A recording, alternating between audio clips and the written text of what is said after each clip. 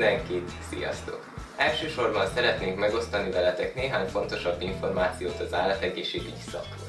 Hogy kiknek ajánlott, milyen ismereteket szerezhetsz, illetve hogy milyen lehetőségeid lesznek a szak elvégzése után.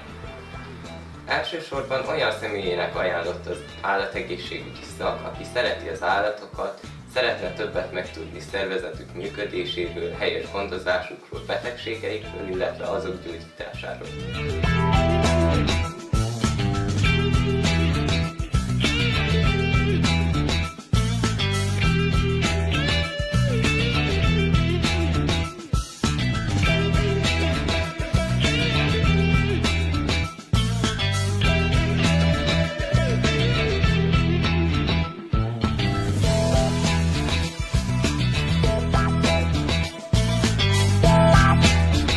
Az állategészségügyi szak elvégzése után az érettségi mellett meg lehet szerezni egy szakdiplomát is, amivel állategészségügyi technikusként lehet elhelyezkedni.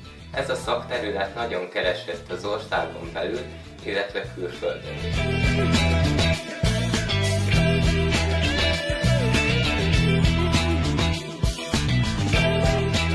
Ha egy saját gazdaságot szeretnél működtetni, akkor is garantáltan hasznát fogod venni az itt elsajátított tapasztalataidnak, illetve ismereteidnek. Az elméleti oktatás mellett az iskola biztosít lehetőséget szakmai gyakorlatra is, amely állatorvosi rendelőknél zajlik.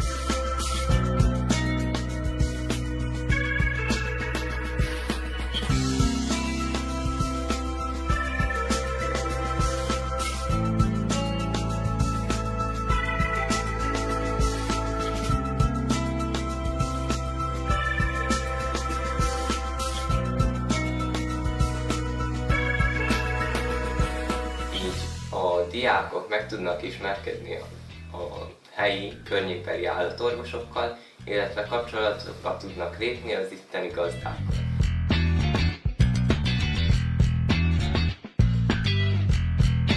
Ezek a kapcsolatok az iskola elvégzése után is hasznosak lehetnek a munkaszerzésben.